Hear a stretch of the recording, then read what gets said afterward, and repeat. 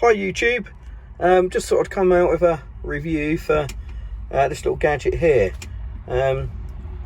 Excuse the reflections on it.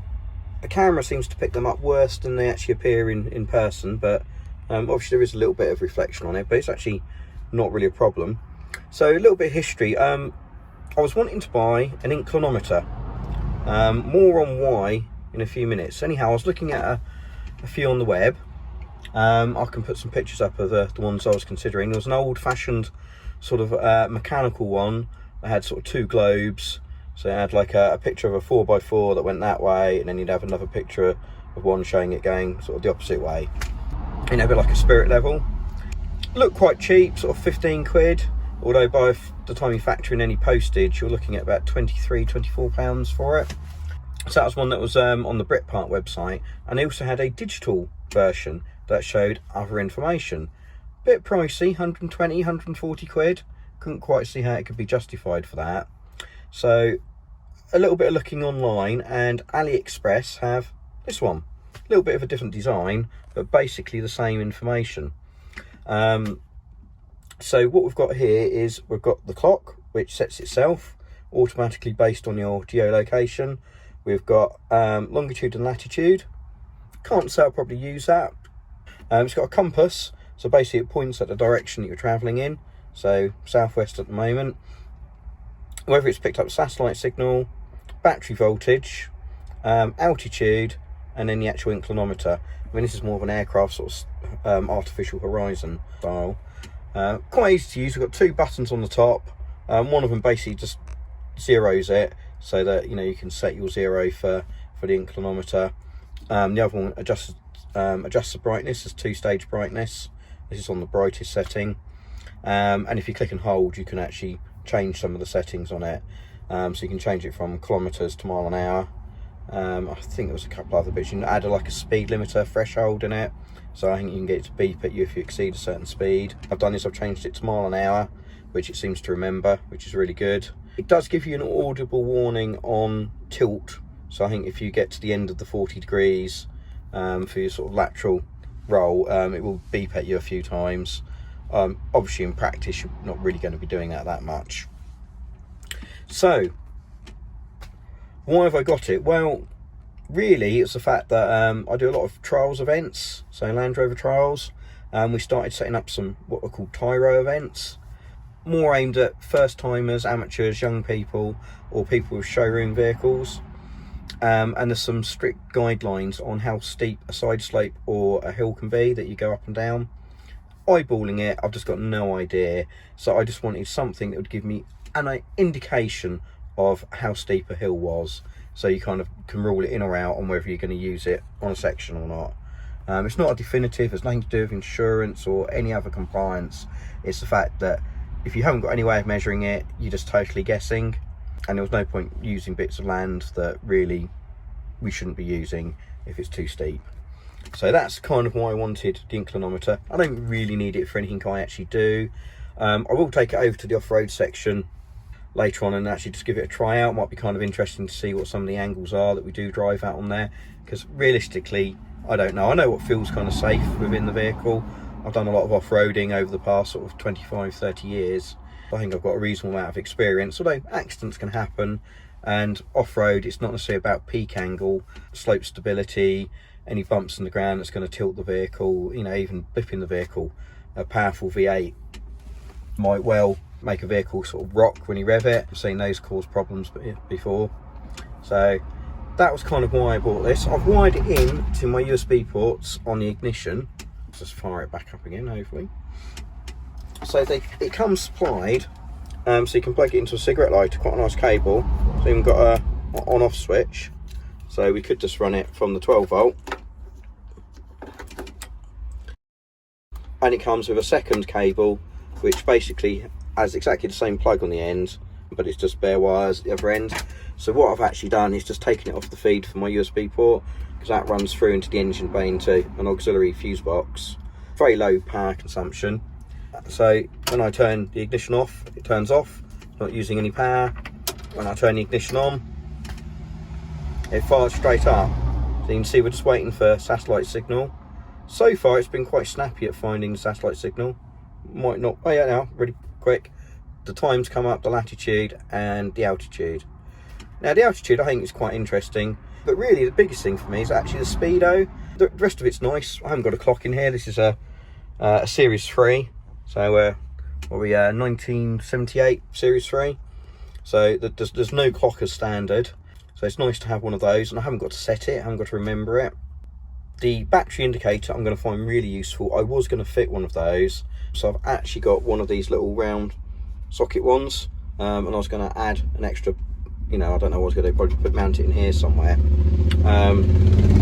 for the reason that last year I actually did have some alternator issues, so I relocated the alternator within the engine bay to a different position using some brackets. Fortunately it didn't earth properly, and while away laning the alternator failed.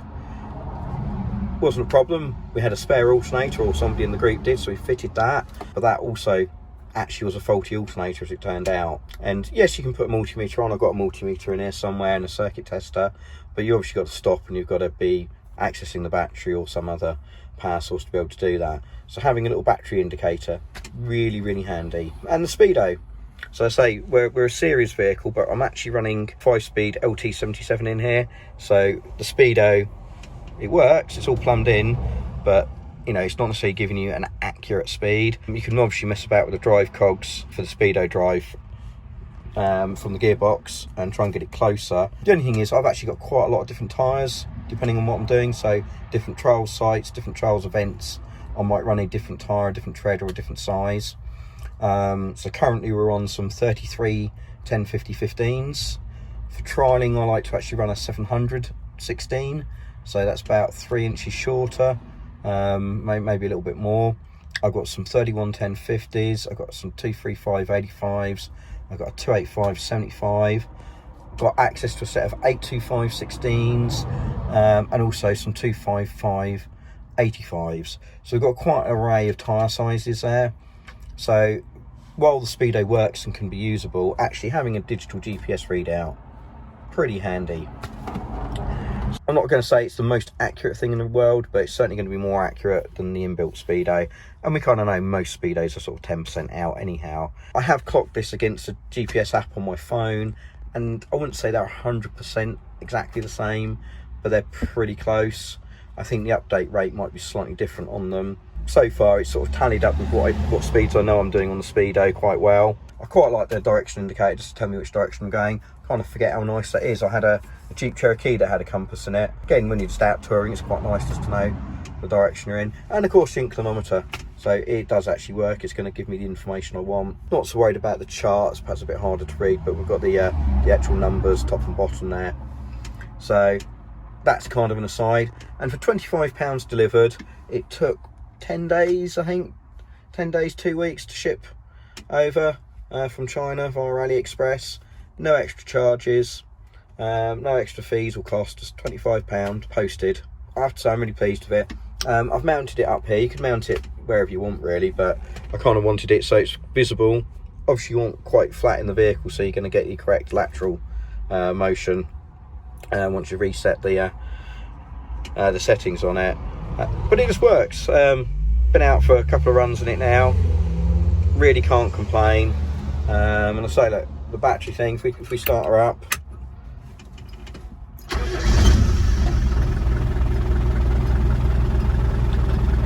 .7, I know it's charging. We're in a diesel Land Rover. It's a little bit noisy in here, a few vibrations. In fact, you can probably see I don't know if you can see the gauge clusters moving about and jumping quite a bit. So the old speedo's wobbling, so this is actually staying quite nice and stable.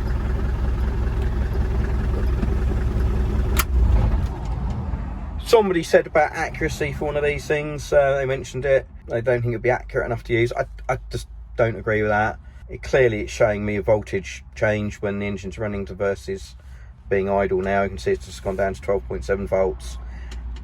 I haven't tested it against my multimeter, but it's certainly tallying with the figures I've seen on my multimeter when I've checked the battery and when the vehicle's been running. Speedo seems accurate enough. Altitude does seem to jump about a little bit, I think, until you've got a good satellite signal, but it's been pretty stable while we've been sat here. I can't really complain. Long-term durability, obviously question mark, but I don't see why it should be a problem. I haven't got to interface with it. I shouldn't need to reset it once you've reset it once. Don't need to push anything on it. It will just automatically be there when I start the vehicle, or if anybody else gets in the vehicle and uses it. You know, some people said about using telephones. Well, if you've been in a series, I don't know if you can see I've got a bit of a ring mark there. That's kind of where your holder goes, and your phone goes here or here.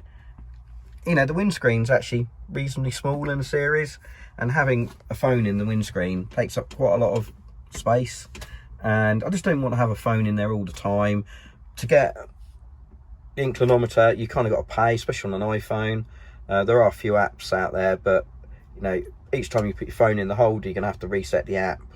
You're gonna have to go in and do multiple clicks, and then of course if you get out and want to use your phone, take a picture, take a phone call, it's just a pain. You know, they're all solutions if you want to go down that route.